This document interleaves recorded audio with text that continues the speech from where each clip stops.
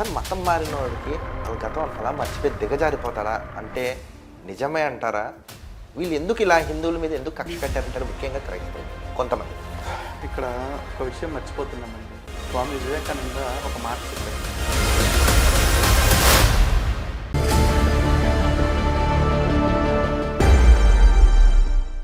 ఇప్పుడు మనకి చాలామందికి ఒక ప్రశ్న కూడా ఉంటుంది, హిందూ మతం అంటే ఏంటి, సనాతన ధర్మం అంటే ఏంటి? రెండు ఒకటి కాకుండా అసలు రెండింటికి తేడా ఏంటంటారు? అసలు ఈ మధ్య కొంతమంది మేధావులు కూడా ఈ డిఫరెన్సియేషన్ చూస్తున్నారండి. హిందుత్వం వేరు, హిందూ మతం వేరు.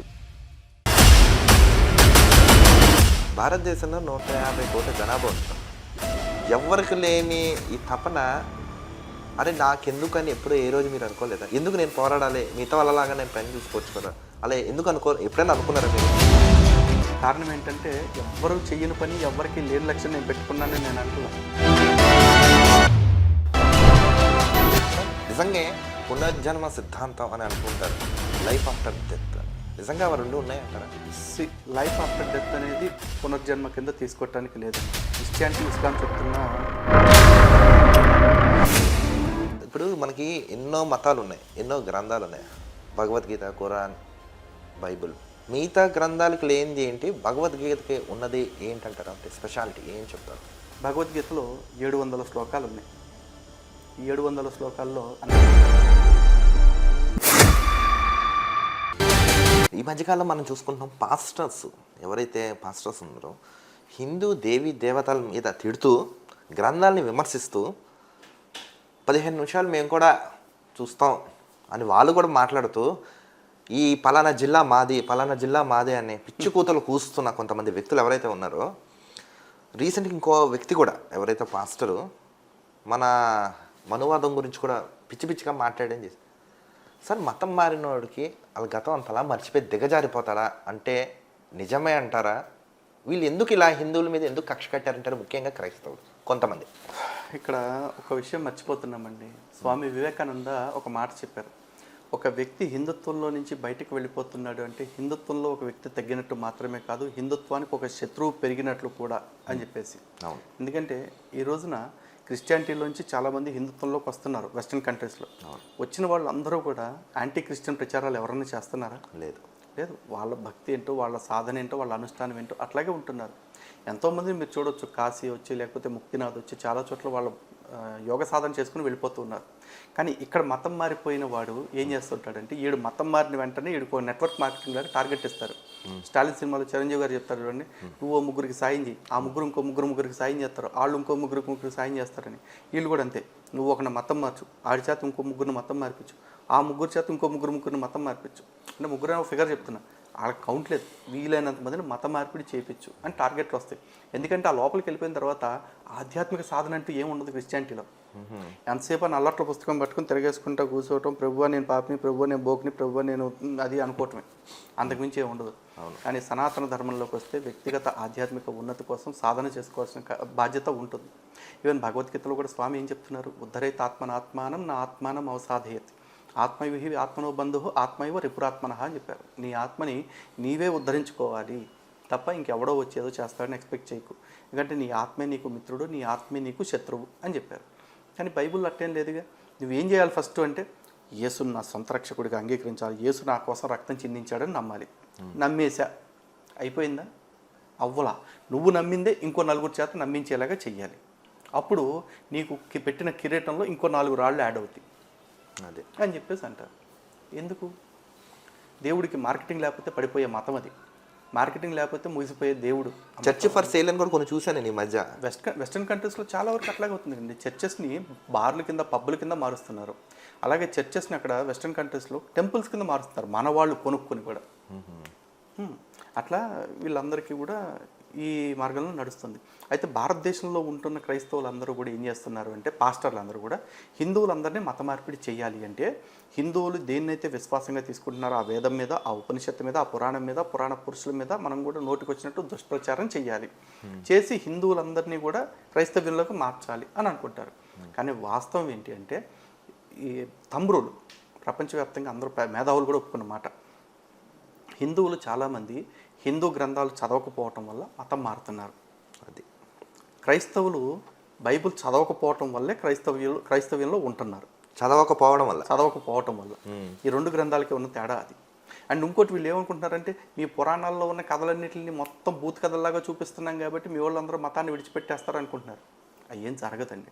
ఎందుకంటే సనాతన ధర్మం ఈ రోజు కాదు ఏ రోజు కూడా పుస్తకం మీద ఆధారపడ్డ మతం కాదు. సనాతన ధర్మం ఎప్పుడు కూడా వ్యక్తి మీద ఆధారపడ్డ మతం కాదు. ఈ రోజున యేసుక్రీస్తు అనే పదం తీసి పక్కన పడేయండి, యేసు అనే క్యారెక్టర్ని తీసి పక్కన పడేయండి, క్రిస్టియానిటీ నిలబడద్దా? లేదు. బైబిల్ పాత నిబంధన తీసేయండి, నిలబడద్దా? క్రైస్తవ్యం నిలబడదు. బైబిల్లో ఓన్లీ పాత నిబంధన నుంచి కొత్త నిబంధన తీసేయండి, క్రైస్తవ్యం నిలబడద్దా? నిలబడదు. ఎందుకంటే మతం మీద ఒక మనిషి పేరు మీద నిలబడ్డ మతం అది. కానీ సనాతన ధర్మానికి ఆ పరిస్థితి లేదండి. సనాతన ధర్మంలో ఎంతోమంది అవతార పురుషులు వచ్చారు. ఉదాహరణకి శ్రీమన్నారాయణుడు 10 అవతారాలు తీసుకున్నారు. రామావతారం వచ్చిన తర్వాత ఇంతకాలం ఇది అయిపోయింది కానీ ఇక నుంచి సనాతన ధర్మం కాదు మనది రామధర్మం అన్నారా? లేరు. పోనీ కృష్ణుడు వచ్చినప్పుడు ఈ ధర్మం పేరు మారిందా, తీరు మారిందా? రాముడు కృష్ణుడు కూడా ఈ ధర్మానికి అనుకూలంగా జీవించారు. రామో విగ్రహవాన్ ధర్మ అని చెప్పేసి చెప్తారు కదా. సాక్షాత్తు వశిష్ఠ మహర్షి కూడా రాముడిని ఏమని పిలిచేవాడు అంటే రామా అని పిలిచేవాడు కాదు, వేదసే అని పిలిచేవారు. వేదసే, అవును. ఎందుకు? వేద ప్రతిపాదితమైన దైవం ఆయనే కాబట్టి, వేదం ద్వారా తెలుసుకోవాల్సిన దైవం ఆయనే కాబట్టి, వేదం ఆధారంగానే మనిషిగా వచ్చిన తర్వాత కూడా వేదం ఆధారంగానే జీవించాడు కాబట్టి కదా. సనాతన ధర్మం ఒక వ్యక్తి మీద ఆధారపడాల. ఇప్పుడు రాముణ్ణి కృష్ణుణ్ణి లేకపోతే దశావతారాల్ని తీసేసినా ధర్మం ఉంటుంది. మనకి ఉపనిషత్తులు పురాణాలు ఇతిహాసాలు వీటన్నిటిని తీసేసినా ధర్మం ఉంటుంది. మన ధర్మానికి వాళ్ళకి పోలికేంటి? వాళ్ళు చాలామంది ఇట్లాంటి తప్పుడు పుస్తకాలు రాసి హిందువులు మతం మారిపోతారు అంటున్నారు. హిందువు మతం మారడు. వీటి కారణంగా హిందువు ఎప్పుడు కూడా ప్రలోభాల కారణంగా, మోసం కారణంగా, భయం కారణంగానే మతం మారుతున్నాడు. ఈ 3 కారణాలు మినహా ఇంకోటి లేదు. కానీ రీసెంట్గా సాంబశివరావు అని ఎవరో ఒక పాస్టరు, అవునండి, ఏదో హిందువులు అంటే వాళ్ళ గ్రంథాలు అనువాద దేవుళ్ళ ఏదో పుస్తకాలు 2 రాశాడు. ఎంత ధైర్యం సార్ ఆయనకి? ధైర్యం ఏం లేదండి. డబ్బు వస్తుంది విదేశాల నుంచి రాయమని. వాడు నిన్న కూడా ఏదో వీడియో పెట్టేసి మీరు అందరూ పుస్తకాలు రాస్తే లేకపోతే వీడియోలు చేస్తే ఫోన్పేలు పెట్టి అడుక్కుంటారు, మేము అట్ట పెట్టంరా అన్నాడు. నువ్వు పెట్టవు. దశంభాగాలు దొబ్బుతున్నారు కదా. దశంభాగాలు కూడా దొబ్బడండి వాడు. వాడికి విదేశాల నుంచి డబ్బులు వస్తున్నాయి. భారతదేశాన్ని సనాతన ధర్మాన్ని నాశనం చేయడం కోసం విదేశీ మాఫియా, మిషనరీ మాఫియా వాడికి డబ్బులు ఇస్తుంది. కానీ మాకు సనాతన ధర్మం కోసం పోరాటం చేయడానికి అమెరికా నుంచి, ఆస్ట్రేలియా నుంచి, అరబ్ దేశాల నుంచి మాకేం పైసలు రావట్లా. మరి మేము చేస్తున్న ఫైట్కి మాకు ఎవరు సపోర్ట్ చేయాలి? సాటి హిందువులే చేయాలి. కాబట్టి మేము గూగుల్ పే ఫోన్ నెంబర్లే పెడతాం, ఫోన్పే నెంబర్లు అవి పెట్టి మేము ఏమన్నా అడుగుతున్నామా? ఇగో మా సంస్థకి హిందూ జనశక్తికి డబ్బులు ఇవ్వకపోతే మీ కాళ్ళు పడిపోతాయని చెప్పాము ఎప్పుడన్నా? పోనీ మేము ఎప్పుడైనా హిందూ జనశక్తికి డబ్బులు ఇవ్వటం వల్ల మీకు భగవంతుడు ఎడిషనల్ బెనిఫిట్స్ ఇస్తాడు అని చెప్పేసి ఏమన్నా తప్పుడు ప్రవచనాలు చెప్తున్నామా? లేదుగా. పోనీ ఏమన్నా మిగతా శాస్త్రాల ముసుగులో వ్యాపారాలు చేస్తున్న వాళ్ళకిలాగా మేము ఏదన్నా ఈ వస్తువు ఎంత, ఆ వస్తువు ఎంత, హిందూ జనశక్తి దగ్గర ఇది కొనండి అది కొనండి అని చెప్తున్నామా? ఎందుకు చేయట్లేదండి? మా పోరాటానికి డబ్బులు కావాలి కాబట్టి నెంబర్లు ఇస్తున్నాం. డబ్బుల కోసం మేము పోరాటం చేస్తే మా పోరాటం ఎప్పుడో ముగిసిపోయింది, 10 ఏళ్ళు సాగేదే కాదు. అంతే. విదేశీ మిషనరీల బలుపు చూసుకుని ఆ ధైర్యం అంతే అండి. కానీ వాళ్ళ బుక్లో ఉన్నవన్నీ మన దానికి ఆమోదిస్తున్నారు. అది చాలా అసభ్యకరంగా లేదు కదా సార్? అది చాలా అసభ్యంగా ఉంది కదా అసలు. వాళ్ళ తీరే అంతే కదండి. ఇప్పుడు మన వాళ్ళని సాటి హిందువుల్ని మతం మార్పిడి చేసేసారు. ఇప్పుడు మతం మారిపోయాడు. వాడి దగ్గరికి వెళ్ళి మనం చెప్తున్నాం, అరే నాయన నీ కాళ్ళకి బురద అంటుంది కడుగుతాందా అంటున్నాం. ఆడెమ్మట ఏమంటున్నాడు?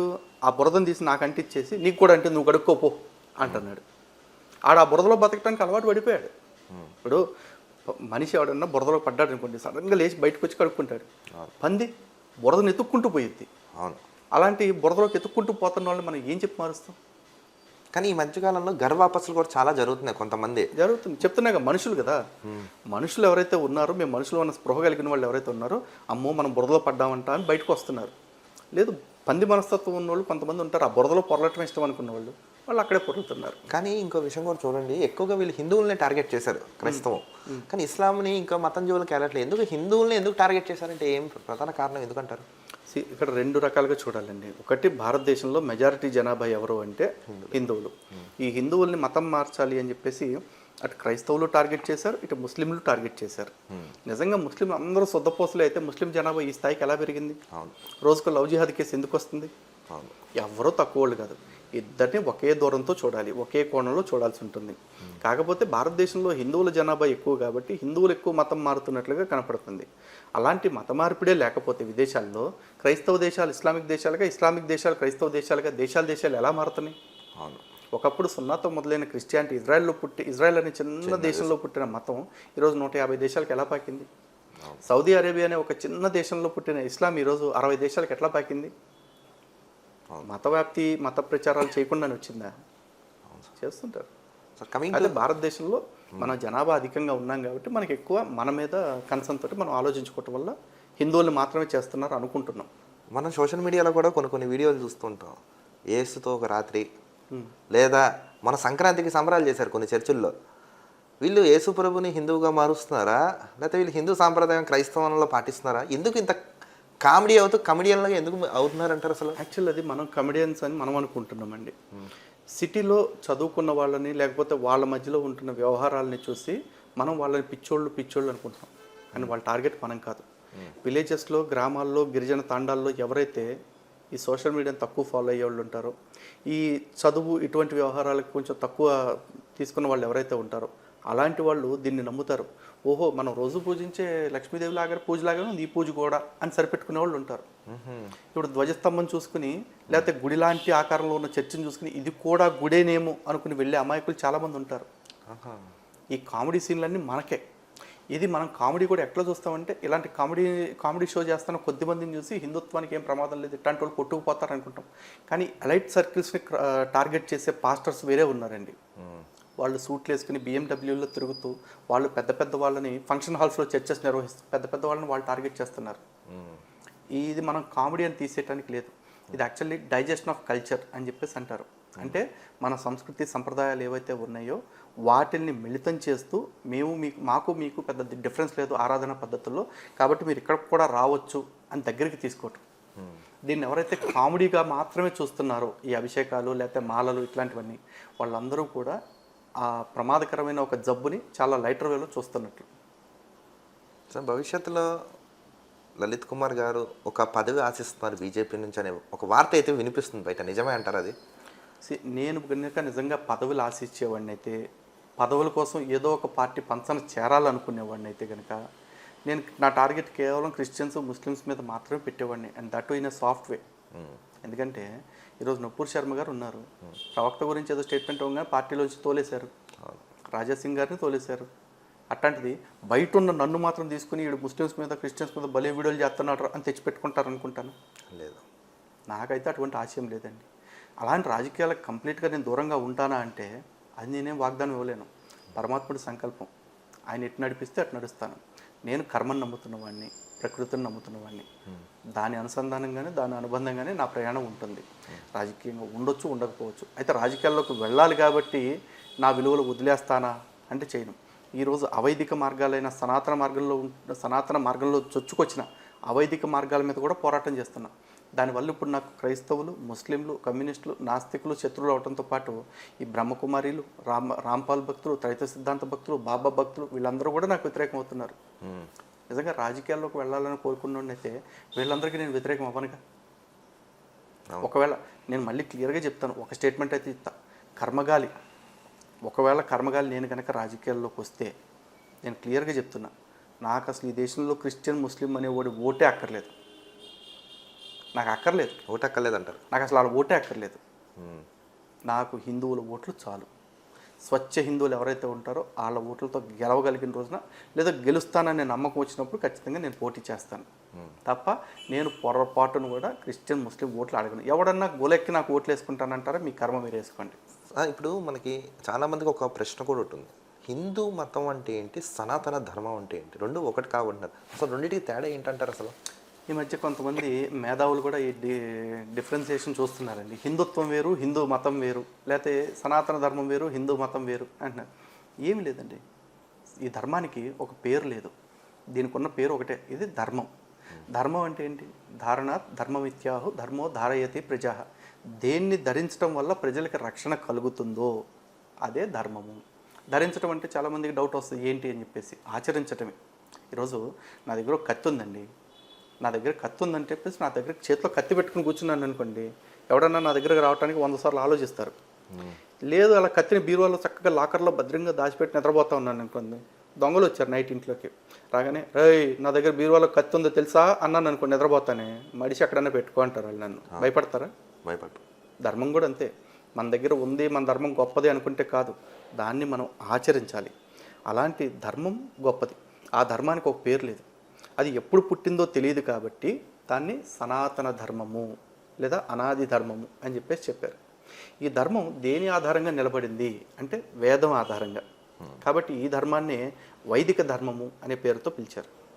ఈ వైదిక ధర్మం ఎవరి వల్ల వచ్చింది? ఋషుల వల్ల వచ్చింది. అంటే ఋషీనాం మంత్రద్రష్ట, మంత్రాన్ని దర్శించిన వాళ్ళు ఎవరంటే ఋషులు. కాబట్టి ఈ ఋషి ధర్మాన్ని ఆర్ష ధర్మము అని కూడా అన్నారు. ఇది భారతదేశంలో ఆవిర్భవించింది కాబట్టి, భారతదేశం ప్రపంచానికి పూజగదని చెప్తారు కాబట్టి ఈ ధర్మాన్నే భారతీయ ధర్మము అన్నారు. ఈ భారతదేశం ఎక్కడుందంటే సింధు నది పరివాహక ప్రాంతానికి దిగువ భాగంలో ఉంటుంది కాబట్టి, సింధు నదిని దాటి వచ్చిన తర్వాత సింధు నది పరివాహక ప్రాంతం నుంచి దిగువకున్న వాళ్ళందరినీ కూడా హిందువులు అని చెప్పేసి అన్నారు. హిందువులు పాటిస్తున్నది కాబట్టి హిందూ ధర్మము అన్నారు. దానికి దీనికి ఏమీ తేడా లేదు, పేర్లు మాత్రమే తేడా. దీని గురించే సావర్కర్ గారు కూడా ఒక మాట చెప్పారు, ఎవరిని హిందువులు అంటారు అని చెప్పేసి. ఉత్తరం యత్ సముద్రశ్చ హిమాద్రశ్చైవ దక్షిణం పితృభూ పుణ్యభూశ్చైవ సవై హిందూ రితి స్మృత అని చెప్పేసి చెప్పారు. అంటే సముద్రం నుంచి ఉత్తర భాగానికి ఉన్నది, హిమాలయాల నుంచి దక్షిణ భాగానికి ఉన్న మధ్యలో భూభాగం ఏదైతే ఉందో దాన్ని ఎవరైతే పితృభూమిగా భావిస్తారో అలాంటి వాళ్ళని హిందువులు అంటారు అని చెప్పేసి అన్నారు. మరి ఈరోజు ఈ దేశాన్ని ఒక తల్లిగాను ఒక తండ్రిగాను భావించడానికి హిందువులు కాకుండా మిగతా ఏ మతస్థులైనా సిద్ధంగా ఉన్నారా? జనగణమన థియేటర్లో ప్లే చేస్తాను లేగట్లేదు కదా. అసలు జనగణమన పాడటానికి వీల్లేదని ఫత్వాలు ఇచ్చారు కదా. ఫత్వాలు ఇచ్చారు. మరి ఇట్లాంటిది ఈ దేశంలో. సో హిందూ ధర్మం అన్న సనాతన ధర్మం అన్న పేరు మార్పే తప్ప ఈ ధర్మంలో మార్పు ఏం లేదు, దాని వ్యవహారంలో మార్పు ఉండదు. కానీ ఈ మధ్య ఇంకోటి చూడండి, కొంతమంది ఏమంటున్నారంటే క్రిస్టియానిటీ భారతదేశంలో రాకముందు ఇక్కడ చాలా భయంకరమైన అకృత్యాలు జరిగేవి, మేమే ఇక్కడ వీళ్ళకి స్వేచ్ఛ కల్పించాం, అన్నం పెట్టాం, చారిటీలు పెట్టాం, కాలేజీలు పెట్టాం, హాస్పిటల్స్ పెట్టాం అని వాళ్ళ ప్రకటనలు భయంకరంగా ప్రకటించుకుంటున్నారు కొంతమంది వ్యక్తులు వాళ్ళల్లో. అంటే వీళ్ళు రాకముందు అసలు భారతదేశంలో ఎవరు అన్నం తినేవారు కదా, భోజనం చేసేవారు కదా, పడుకునేవారు కదా, మనుషులు దొరికేవారు కదా, ఇంత పిచ్చోళ్ళు అసలు అంత ఎలా కనబడుతుంది? భారతదేశాన్ని పక్కన పెడదామండి. ఈ రోజున క్రిస్టియానిటీ ఇజ్రాయెల్లో పుట్టింది కదా. ఇజ్రాయెల్లో యేసుక్రీస్తుని సిలువేసి కొట్టింది ఎవరు? భారతీయులు వెళ్ళి అక్కడికి వెళ్ళి కొట్టారా? లేదు. అక్కడున్న ఒక మనిషిని అంత క్రూరంగా చంపొచ్చు అన్న ఆలోచన వచ్చిన చోట మరి క్రిస్టియానిటీ వాళ్ళని ఎందుకు మార్చి వాళ్ళందరినీ క్రైస్తవులుగా మార్చట్లా? వాళ్ళని ఎందుకు బాగు చేయలే? అంతే కదా. పోనీ క్రిస్టియానిటీ ఏమన్నా శుద్ధపోస? ఒక మనిషి మన కోసం పుట్టి ఆ మనిషి మన కోసం దిక్కుమాలిన చావు చస్తే తప్ప మన పాపాలు పోవు అని చెప్పేసి వాళ్ళ పాపాల కోసం ఒక వ్యక్తిని నరబలి ఇచ్చారు కదా.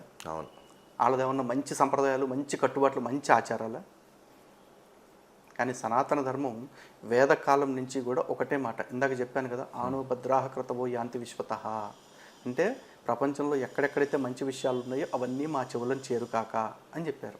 భద్రం కరణే విష్ణుయామదేవాహ భద్రం పశ్యే మాక్ష భిర్యజత్ర అని చెప్తారు. అంటే ప్రపంచంలో ఉన్న మంచి అంతా మా చెవులకు చేరాలి, మేము చూసేదంతా మంచి అవ్వాలి, మేము వినేదంతా మంచే అవ్వాలి అని మనం ప్రార్థన ఉంటుంది. అలాగే సర్వేషాం స్వస్తిర్భవతు, సర్వేషాం శాంతిర్భవతు, సర్వేషాం పూర్ణం భవతు, సర్వేషాం మంగళం భవతు అని చెప్తారు. అందరికీ మంచి జరగాలి, అందరికీ మంచి ఆరోగ్యం ఉండాలి, అందరికీ శుభాలు జరగాలని చెప్తారు.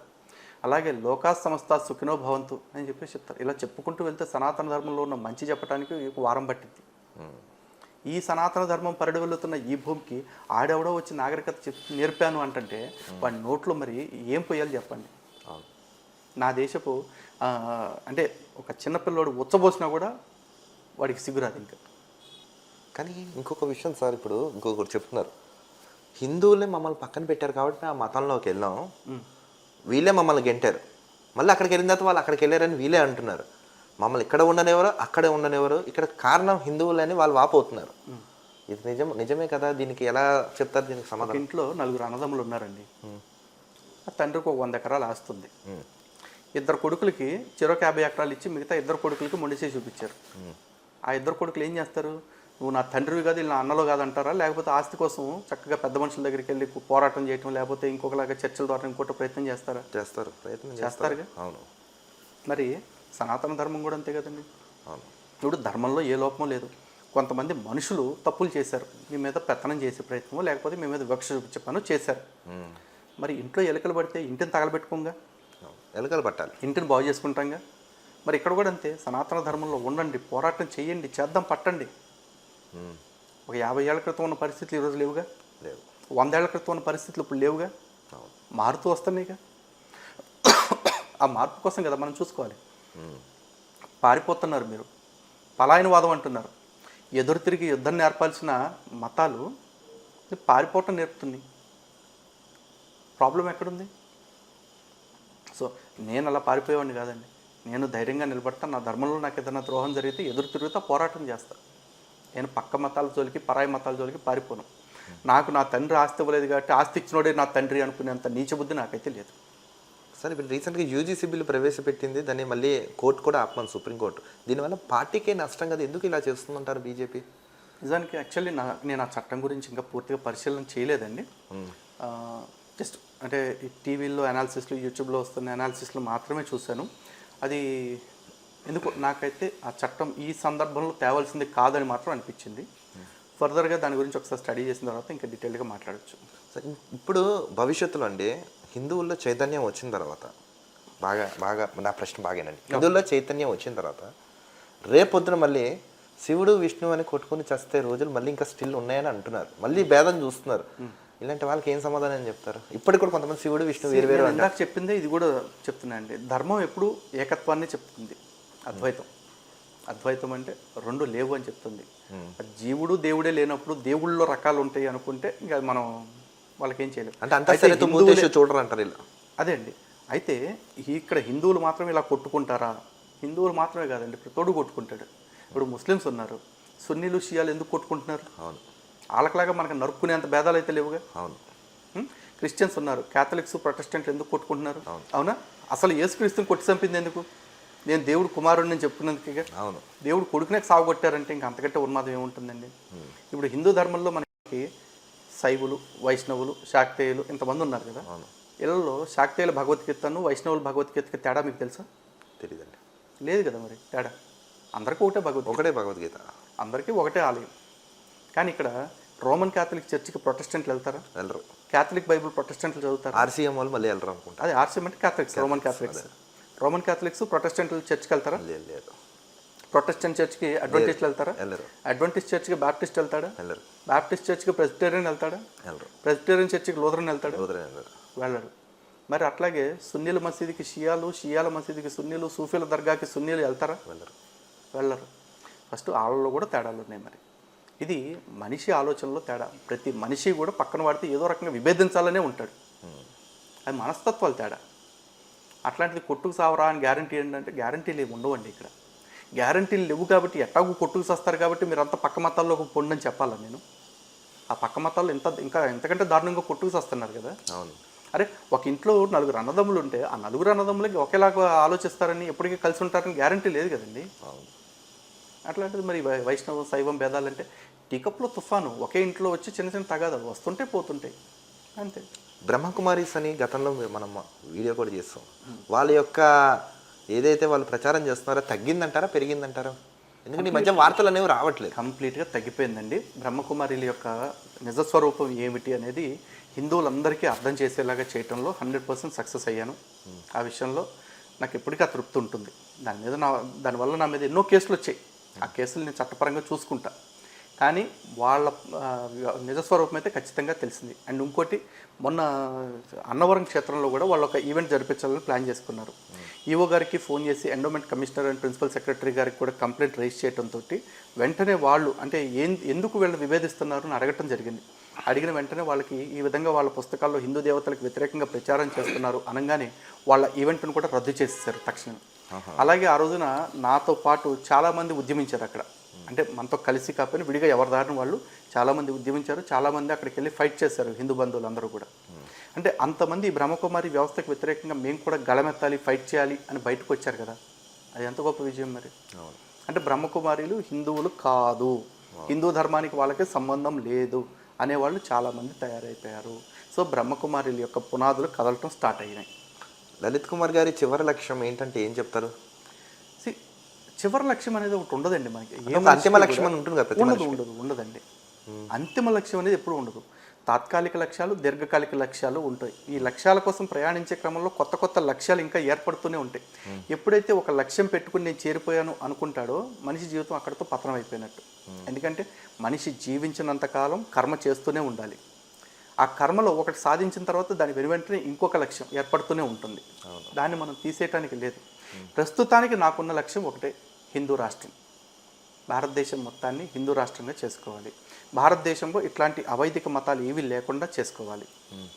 ఆ హిందూ రాష్ట్రం అనేది ఒక ప్రధాన లక్ష్యం అయితే, ఇందులో ఈ అవైదిక మార్గాల్ని ఖండిస్తూ వెళ్ళటము, ఈ అవైదిక మార్గాల్లో ఉంటున్న హిందువుల్ని పూర్తి స్థాయి హిందుత్వవాదులుగా, స్వచ్ఛ హిందువులుగా మార్చుకోవటం అనేది స్వల్పకాలిక లక్ష్యాలు. కొంతమంది సోషల్ మీడియాలో చూస్తున్నామండి, మీరు కానీ, కరుణాకర్ సుగుణ కానీ, నెక్స్ట్ మౌనిక సుంకర గారు కానీ, రాధా మనోహర్ దాస్ గారు కానీ, వీళ్ళందరూ హిందువులను రెచ్చగొట్టడానికే ఉన్నారని కొంతమంది మాట్లాడుతున్నారు. అలాంటి వాళ్ళకి ఏం సమాధానం చెప్తారంటారు? అప్పుడు అది నాకు అర్థం కావట్లేదండి. హిందువుల్ని రెచ్చగొట్టడానికి అంటారు.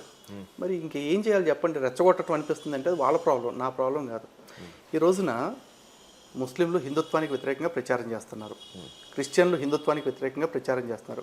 అరే వాళ్ళు మనకు వ్యతిరేకంగా ఇలా ప్రచారం చేస్తూ మన మీద దుష్ప్రచారం చేస్తున్నారు, మన వాళ్ళని మత మార్పిడి చేస్తున్నారు అని చెప్పటమే రెచ్చగొట్టడం అని వీళ్ళు భావిస్తుంటే, నేను రెచ్చగొట్టడానికే ఉన్నాను అనుకోండి, నాకేంటి ఊడేది పోవచ్చు. ఇప్పుడు నాకు అర్జెంటుగా డిఫెన్స్లోకి వెళ్ళిపోయి అబ్బే మేము మిమ్మల్ని రెచ్చగొట్టడానికి లేదండి, మేము అంతా బాయి అండి అనాలా? ఇంకో ఎన్నో ఊడిపోతున్నాయండి. అట్లాంటిది నా మీద వచ్చే విమర్శలు కూడా పోతే ఊడితే కొన్ని అంతే. మేము ఒకటే చెప్తున్నాం, హిందువుల్ని రెచ్చగొడటానికి ఉన్నామంటే ఎస్, బరాబర్ హిందువుల్ని రెచ్చగొడటానికే ఉన్నాం. మా దృష్టిలో హిందువుల్ని రెచ్చగొట్టడం అంటే నిద్రలేపటం, మేల్కొల్పటం అంతే. భారతదేశంలో 150 కోట్ల జనాభా ఉంది. ఎవరికి లేని ఈ తపన, అరే నాకెందుకని ఎప్పుడూ ఏ రోజు మీరు అనుకోలేదా? ఎందుకు నేను పోరాడాలి, మిగతా వాళ్ళలాగా నేను పని చూసుకోవచ్చు కదా, అలా ఎందుకు ఎప్పుడైనా అనుకున్నారా మీరు? ఇప్పుడు అనుకోలేదండి. కారణం ఏంటంటే ఎవ్వరు చెయ్యని పని, ఎవరికి లేని లక్ష్యం నేను పెట్టుకున్నానని నేను అంటలా. ఈ రోజున దాదాపు ఒక 50 లక్షల మంది స్వయం సేవకులు ఉన్నారు. 50 లక్షల మందిది ఇదే సంకల్పం, ఇదే లక్ష్యం. నాలాగా యూట్యూబ్ వీడియోస్ చేస్తున్న వాళ్ళు దగ్గర ఒక 1000 మంది ఉన్నారు. ఆ 1000 మందిది ఇదే లక్ష్యం, ఇదే సంకల్పం. కాకపోతే ఈ 1000 మందిలో కూడా ఒక 50 మంది 100 మందికి మాకు కొంచెం ఎక్కువ పేరు వచ్చింది, ఎక్కువ పాపులారిటీ వచ్చింది యూట్యూబ్, సోషల్ మీడియా ఇట్లాంటి వాటి కారణంగా. లేదు, ఆల్రెడీ ఒక వ్యవస్థని, హిందూ జనశక్తి లాంటి ఒక వ్యవస్థను ఏర్పాటు చేసి ఉండటం వల్ల, అలాగే నాతో పాటు ఇతర సంస్థలను ఏర్పాటు చేసిన కొంతమంది మిత్రులకి మాలాగా పేరు వచ్చింది.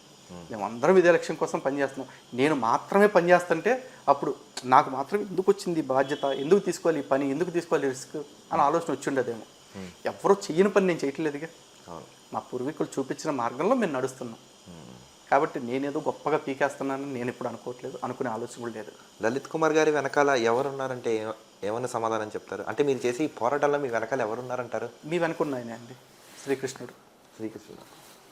పరమశివుడు అంటే కృష్ణ పరమాత్మ పేరు ఎందుకు చెప్తాము అంటే, గీతని చెప్పింది ఆయన, నిష్కామ కర్మని చెప్పింది ఆయన, కర్తవ్యనిష్ట గురించి చెప్పింది ఆయన. కాబట్టి ఆయన ఉన్నారు అంటాం. కృష్ణం వందే జగద్గురు అంటాం కదా, నాకున్న జగద్గురువు ఆయన. పరమాత్ముడు పరంగా చూస్తే నాకు శివుడు, నారాయణుడు, అమ్మవారు అందరూ నాకు ఒక పరమాత్మతత్వంలో నేను చూస్తాను.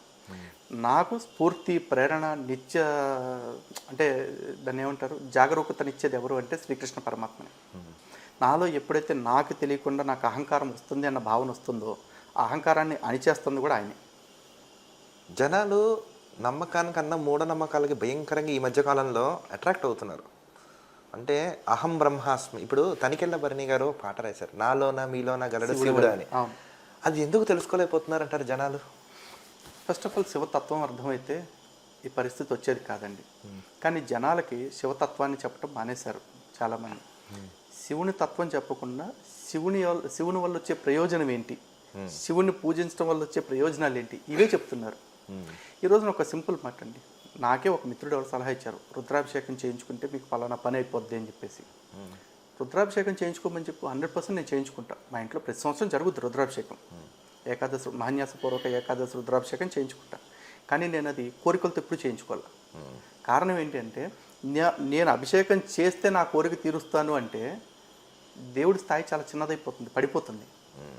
అవును, నా కోరిక తీర్చడం కోసం దేవుడు తన కోరిక కోరుకుని, అరే నాకు మంచి అభిషేకం చేసి నాకు 10 లీటర్లు పాలు పోయివా అని అడుగుతాడా? ఈ సృష్టిలో నేను అనుభవిస్తున్న ప్రతిదీ నాకు పరమాత్ముడు ఇచ్చింది, తిరిగి ఆయన ఇచ్చింది తిరిగి అందులో కొంత నేను ఇస్తూ, నీకు ఇంత చేశాగా నాకు ఇది చేయవా అని బేరాలు ఆడాలా? ఆ మాటే మాట్లాడితే నాకంటే నీచుడు ఇంకోటి ఉంటాడా చెప్పండి. అదే. నా కర్మానుసారం నా వంతులో రావాల్సింది ఏదైతే ఉంటుందో దాన్ని మాత్రమే నేను పొందగలుగుతా. అయితే ఆ పొందగలిగిన దాన్ని నెల రోజుల్లో పొందాల్సిన దాన్ని భగవద్ ఆరాధన ద్వారా దేవతార్చన ద్వారా ఒక రోజులోనో ఒక వారంలోనో పొందుతా, అంటే కాస్త త్వరగా పొందుతాను. కానీ నా వంతులో లేనిది, నా కర్మలో లేనిది ఎన్ని ఆరాధనలు చేస్తే నాకు ఆయన ఇస్తాడు? అలా ఇచ్చాడంటే ఫస్ట్ ఆఫ్ ఆల్ ఆయన దేవుడు కాదు, నేనే చెప్తాను. నాకు యోగ్యత లేని వాటిని భగవంతుడు నాకు ఇచ్చాడు అంటే భగవంతుడు దేవుడు ఎట్లా, నేను ఎందుకు అనాలి భగవంతుడు అని చెప్పేసి? కుదరదు అట్లా. ఇప్పుడు మనకి ఎన్నో మతాలు ఉన్నాయి, ఎన్నో గ్రంథాలు ఉన్నాయి, భగవద్గీత, ఖురాన్, బైబిల్. మిగతా గ్రంథాలకి లేనిది ఏంటి, భగవద్గీతకి ఉన్నది ఏంటంటారు? అంతే స్పెషాలిటీ ఏం చెప్తారు? ఈరోజు నేను ఇందాక చెప్పాను కదండి, బైబిల్ 31,102 వచనాలు ఉన్నాయి. భగవద్గీత ఖురాన్ 6,500 వచనాలు ఉన్నాయి, సుమారు 6,600 వచనాలు ఉన్నాయి. భగవద్గీతలో 700 శ్లోకాలు ఉన్నాయి. ఈ 700 శ్లోకాల్లో అన్నీ కూడా పరమాత్ముడు చెప్పినవి కాదు, 574 పరమాత్ముడు చెప్పినవి. ఇందులో మిగతా ఏ మత గ్రంథాల్లో అయినా సరే భగవద్గీతలో లేని మంచి ఒక్కటి చూపించింది. మిగతా ఏ మత గ్రంథాల్లో లేనంత మంచి వాక్యాలు భగవద్గీత నుంచి నేను చూపిస్తాను. ఎంతకంటే గొప్ప ఏముంది భగవద్గీత గురించి చెప్పడానికి? అంటే ఇది భగవద్గీత అనేది గ్రంథం కాదు, ఇట్స్ ఎ లైఫ్ వే అంటారు. సింపుల్ అండి, అంతేనా? నేను చెప్తాను. భగవద్గీత ఎందుకు ఆ పేరు వచ్చింది? నేరుగా భగవంతుడే బోధించాడు కాబట్టి. ఖురాను అల్లా తన దూత ద్వారా ఇంకో దూత అయిన ప్రవక్త గారికి సందేశం పంపితే ప్రవక్త గారు దాన్ని రాశారు. అవునా? అంటే ఇక్కడ మధ్యలో ముగ్గురు ఉన్నారు. ఇక్కడ బైబిల్ పరిశుద్ధాత్మ, అంటే పరిశుద్ధాత్మ ఎవరు? యెహోవా దగ్గర పనిచేసే ఒక ఆత్మ. ఆ పరిశుద్ధాత్మ 40 మందిని ప్రేరేపించి రాపించింది బైబిల్ అని చెప్పేసి అంటారు. ఈ రెండు కూడా థర్డ్ పార్టీ స్క్రిప్చర్స్, నాకు దేవుడు చెప్పాడు అని చెప్తూ రాసిన మాటలు. కానీ ఇది స్వయంగా భగవంతుడు చెబుతుంటే స్వయంగా సంజయుడు దివ్య దృష్టితో చూస్తూ ధృతరాష్ట్రుడికి చెప్పింది గ్రంథం భగవద్గీత. అంతేగా? దాని తర్వాత లిఖితపూర్వకంగా తీసుకొచ్చింది ఎవరు అంటే సాక్షాత్తు విఘ్నేశ్వరుడు. ఆయన పరమాత్ముడే. అదే కదా? వినాయకుడు రాస్తూ చెప్పింది. ఇక్కడ భగవంతుడు చెప్పాడు, ఇంకో భగవంతుడు ఇంకొక రూపం రాసింది. మరి ఈ గ్రంథానికి మిగతా వాటికి చాలా తేడా ఉంది. మనం ఆంధ్ర రాష్ట్రంలో చూసుకున్నాం, తిరుమల లడ్డు ఇష్యూ. ఎన్నో కోట్ల మంది హిందువులు విశ్వసించే పరమ పవిత్ర, అంటే వాళ్ళు ఏ దేశంలో ఉన్నా ఎక్కడున్నా ఒక్కసారి కలియుగ దైవాన్ని దర్శించుకుంటా చాలు, వాళ్ళు ఒక జీవితం ధన్యమైంది అనుకుంటారు.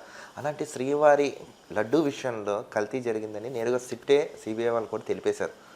సార్, ఇప్పుడు కలియుగ దైవం అంటేనే ఆయనకు ప్రత్యక్షంగా ఈశ్వరుడు విష్ణు కలిపి వచ్చినవాడు వెంకటేశ్వరుడు. నేరుగా కలియుగ దైవంతోనే వీళ్ళు పెట్టుకున్నారు కదా సార్. అసలు ఇప్పుడు ఎన్నో గుళ్ళు ఉన్నాయి, వీళ్ళు కేవలం తిరుమలనే ఎందుకు టార్గెట్ చేశారు? అసలు వాళ్ళకి ఎంత ధైర్యం వచ్చిందంటారు? అసలు వీళ్ళు భవిష్యత్తు ఎలా ఉండబోతుందంటారు అసలు ఇలాంటి వ్యక్తులకి? ఎన్నో గుళ్ళు ఉన్నాయి, తిరుమలలోనే ఎందుకు జరిగింది అని మనం అనుకుంటున్నామండి. తిరుమల అనేది అందరికీ సెంటిమెంట్ కాబట్టి, ఈవెన్ చంద్రబాబు నాయుడు గారికి కూడా సెంటిమెంట్ కాబట్టి తిరుమల విషయంలో ఒక సిట్ వేశారు, విచారణ జరిపారు. మిగతా దేవాలయాల ప్రసాదాల విషయంలో విచారణ జరగలేదు, అంతే తేడా. జరిగితే అక్కడేం జరిగిందో బయటకు వచ్చేదేమో కదా. ఇకపోతే అక్కడే ఎందుకు చేశారు అంటే తిరుమలని టార్గెట్గా చేసుకుని ఎప్పటి నుంచో ఈ మిషనరీ మాఫియా పనిచేస్తూ ఉంది. ఈరోజు మేము 10 ఏళ్ల నుంచి కూడా తిరుమల క్షేత్రంలో అన్ని మతస్థులు పనిచేస్తున్నారు అని ఉద్యమం చేస్తూ ఉన్నాం. జగన్మోహన్ రెడ్డి గారు సీఎంగా ఉన్నప్పుడు కూడా మేము అనేక కంప్లైంట్లు ఇవ్వడం జరిగింది. కానీ అక్కడ కోర్టుకు వెళ్ళి కూడా స్టేలు తెచ్చుకున్నారు తప్ప ఉద్యోగాలు అంటే మేము అక్కడ ఉద్యోగాలు తీసేసి వాళ్ళ కడుపు కొట్టమని కూడా చెప్పలా. అక్కడ ఎవరైతే క్రిస్టియన్స్ ముస్లిమ్స్ పనిచేస్తున్నారో వాళ్ళని కేవలం తిరుమల క్షేత్రంలో కాకుండా వాళ్ళని వేరే డిపార్ట్మెంట్స్కి బదిలీ చేయండి, ఇది మాత్రమే మేము అడిగాం. కానీ ఒక్కడు కూడా మేము వెళ్తానికి ఇష్టపడట్లేదు అని చెప్పేసి కోర్టులకు వెళ్ళి స్టేలు కూడా తెచ్చుకున్నారు. మా ఆందోళన ఇంకా పెరిగింది. ఇప్పుడు వాడికి నిజంగా జీతము కడుపు నిండటము లేకపోతే ఉద్యోగం చేసుకోవటమే పని అయితే కనుక వాడు ఎక్కడైనా పని చేసుకోవచ్చు ఆ జీతానికి. కానీ తిరుమలలోనే ఉండాలి అని అంత పట్టుబడుతున్నాడంటే వాడు ఏ ప్లాన్తో వచ్చాడు అన్న భయం మాకు ఎప్పటి నుంచో ఉంది. బహుశా ఆ ప్లాన్స్లో ఒకటే ఇది కూడానేమో, కల్తీ లడ్డూలు లేకపోతే భక్తుల్ని ఇబ్బంది పెట్టేలాంటి కార్యక్రమాలు. 5 సంవత్సరాల పాటు అసలు నెయ్యే లేని నెయ్యిని మొత్తం కెమికల్స్తో నిండిపోయినాయి. అందులో కూడా కెమికల్స్ ఎలాంటి ప్రమాదకరమైన కెమికల్స్ అంటే టాయిలెట్ క్లీనర్స్గా వాడే మెటీరియల్స్ని దానిలో కలిపారు.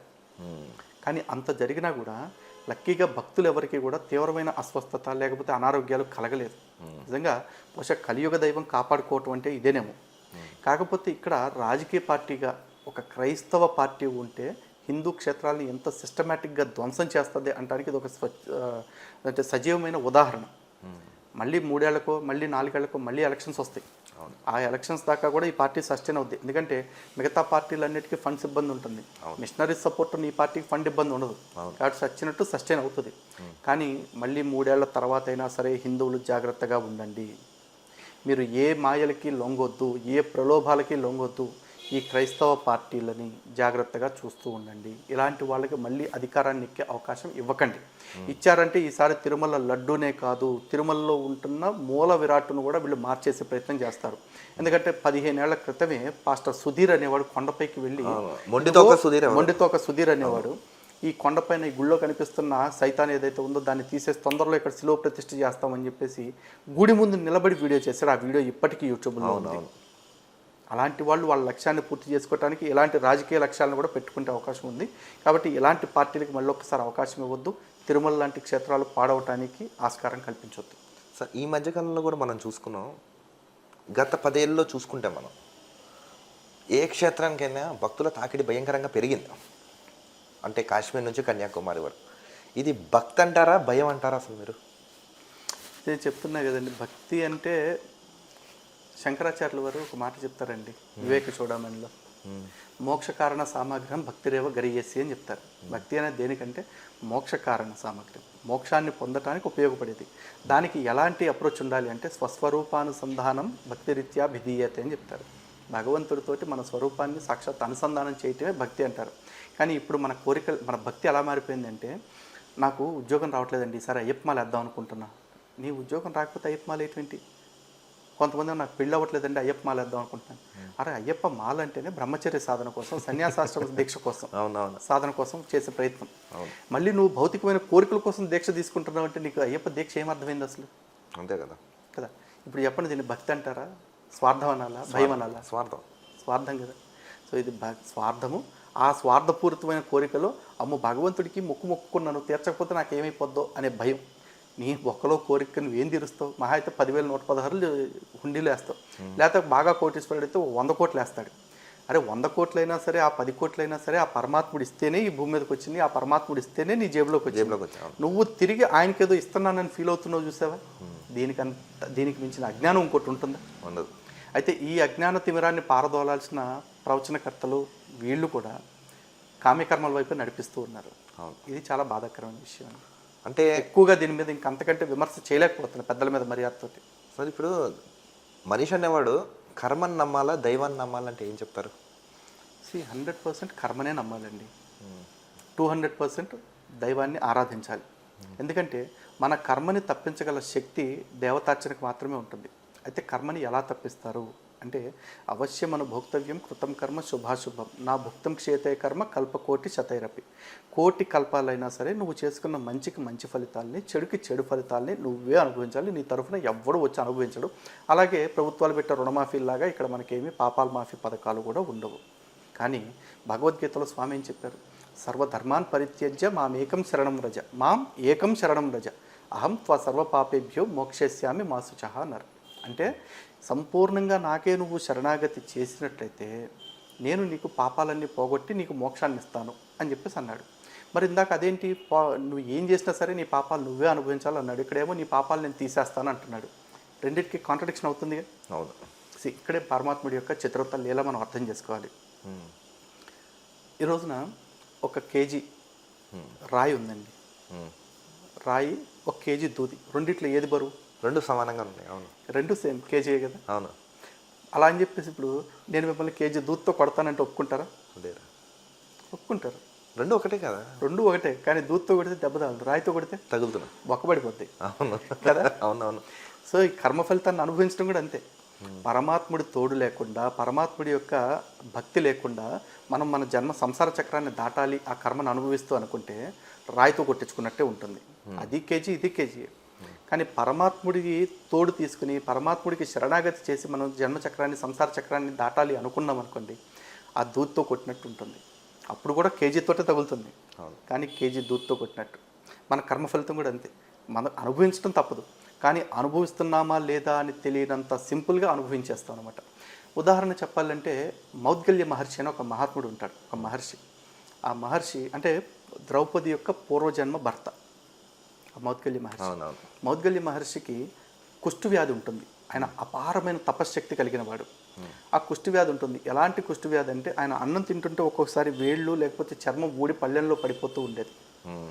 అలాంటి పళ్ళెంలో ఆయన తిని వెళ్ళిపోయిన తర్వాత పతివ్రత ధర్మాన్ని అనుసరించి ఆ అపాల ఆయన భార్య ఆ పళ్ళెంలోనే భోజనాలు తినేవారు. చాలామంది ఋషులు ఆయనకి సలహా ఇస్తారు. మనుషులు కొన్ని ఋషులుగా సలహాలు ఇచ్చారు. ఏమంటే మీకు ఎంత తపశ్శక్తి ఉంది కదా, మీరు ఎందుకని మీ కుష్టి వ్యాధిని పోగొట్టుకోవట్లేదు అంటే, ఈ జన్మలో ఈ వ్యాధిని పోగొట్టుకుంటా మరి జన్మలోనో అంత తర్వాత వచ్చే జన్మలోనో మళ్ళీ అనుభవించాల్సిందే కదా, అదేదో ఈ జన్మలో నేను అనుభవించేస్తే ఈ ఫలితం నాకు పోతుంది, తద్వారా వచ్చే జన్మలో నేను సుఖాలు అనుభవించడానికి అవకాశం ఉంటుంది అని చెప్పేసి అంటే కర్మ తప్పదు అనుకున్నప్పుడు దాన్ని అనుభవించాలి. అనుభవించే క్రమంలో పరమాత్ముడు తోడు తీసుకుంటూ ఇది నా పూర్వజన్మ కర్మ వల్ల నాకు సంక్రమించింది అన్న భావనతో చేస్తే గనక ఎటువంటి ఇబ్బంది ఉండదు. సో కర్మే నమ్మాలి. ఎవరైనా కూడా కర్మ కారణంగానే మనకు అన్నీ జరుగుతున్నాయి. ఆ కర్మని దాటడానికి భగవంతుడి తోడు తీసుకోవాలి. సార్ నిజంగా పునర్జన్మ సిద్ధాంతం అని అంటుంటారు, లైఫ్ ఆఫ్టర్ డెత్ అని. నిజంగా అవి రెండు ఉన్నాయంటారా? లైఫ్ ఆఫ్టర్ డెత్ అనేది పునర్జన్మ కింద తీసుకోవటానికి లేదండి. అది క్రిస్టియానిటీ ఇస్లాం చెప్తున్న జీవితాలు అంటే మరణానంతర జీవితం గురించి. కానీ మరణానంతరం మనకి జీవితం కాదు, ఇంకో జన్మ ఉంది, పునర్జన్మ ఉంది. ఇక్కడ సింపుల్ ఒకటే క్వశ్చన్ అండి, క్రిస్టియానిటీకి ఇస్లాంకి కలిపిస్తున్న క్వశ్చన్. గ్రంథాల ఆధారంగా మనం మాట్లాడుకుంటే పునర్జన్మ ఉందా లేదా అనేది పక్కన పెడదాం. పునర్జన్మ గురించి కాకపోయినా ఇన్ జనరల్ ఒక క్వశ్చన్ అడుగుతాం. ఈ రోజున ఒక వ్యక్తి ఉన్నాడు, ఒకడు అంబానీగా పుడుతున్నాడు, ఒకడు అదానీగా పుడుతున్నాడు. అంబానీ ఫ్యామిలీయే చూడండి, ముఖేష్ అంబానీ అపర కుబేరుడు అయిపోయాడు, అనిల్ అంబానీ ఆల్మోస్ట్ ప్లాట్ఫామ్ అంటున్నారు ఇప్పుడు. ఆ పరిస్థితి ఎందుకు వచ్చింది? అదే కర్మ, వాళ్ళు చేసుకున్న కర్మ. ఏ జన్మలో చేసుకున్న కర్మ అంటే ఈ జన్మలో చేసుకుందే కావాల్సిన అవసరం లేదు.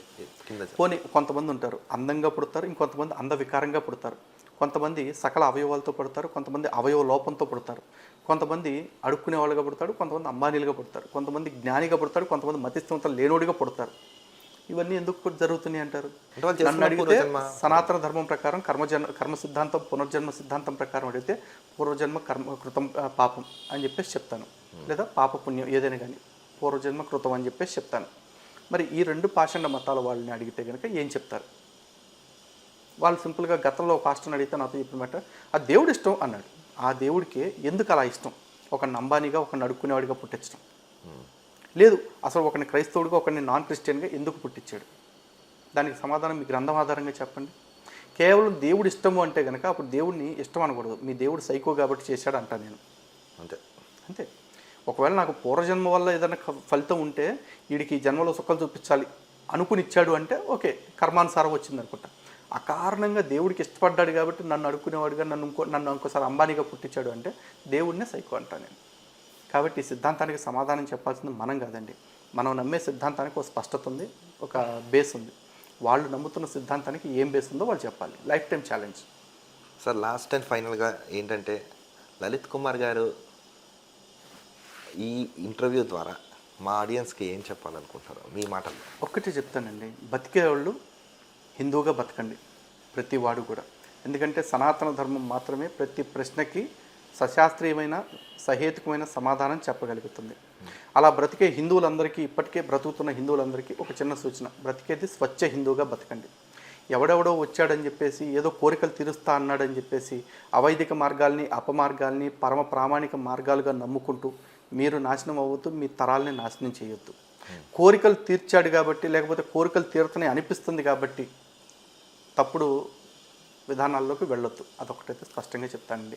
ఎందుకంటే సనాతన ధర్మమే సర్వోన్నతమైనది, సర్వోత్తమమైనది, శాశ్వతమైనది, స్వచ్ఛమైనది. స్వచ్ఛ హిందువులుగా బ్రతకండి.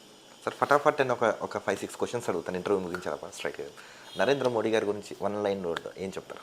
కారణ జన్ముడు అండి. అమిత్ షా గారు ఎలా చెప్పాలి? బహుశా మోడీ గారు శివుడైతే ఆయన విష్ణు. మన చంద్రబాబు నాయుడు గారు గుడ్ అడ్మినిస్ట్రేటర్ అంతవరకు okay, good politician, statesmen. Revanth Reddy గారు నాట్ సో సాటిస్ఫాక్టరీ అండి. పవన్ కళ్యాణ్ గారు చూడాలి, సనాతని అంటున్నారు కదా, వారు కూడా వారి పోరాటం కోసం ఎదురు చూస్తున్నాం. తొందరలోనే అంటే సనాతన ధర్మం కోసం వారి పోరాటం మొదలవ్వాలని మనస్ఫూర్తిగా కోరుకుంటున్నారు. రాధా మనోహర్ దాస్ గారు, ఆయన భగవద్గీత ప్రచారం బాగా చేస్తున్నారు. కరుణాకర్ సుగుణ గారు మంచి మిత్రుడు అండి. ఫైనల్గా లలిత్ కుమార్ గారు స్వచ్ఛ హిందువు, నేను గుడ్ జర్నలిస్ట్ అండి. Thank you so much sir Lalit Kumar గారు. మీ యొక్క విలువైన సమయానికి మాకు కేటాయించి మా ఆడియన్స్ అందరికీ చక్కగా స్ట్రైట్గా సమాధానం చెప్పినందుకు once again thank you so much. చూసారు కదా ఆడియన్స్, లలిత్ కుమార్ గారు చాలా అంటే చాలా సమాధానాలు మన ప్రశ్నకు సమాధానం తెలిపారు. మరొక ఇంట్రెస్టింగ్ ఇంటర్వ్యూతో కలుద్దాం. చూస్తున్నాను కిరణ్ టీవీ, నేను దిలీప్. జై శ్రీరామ్ అండి. జై శ్రీరామ్.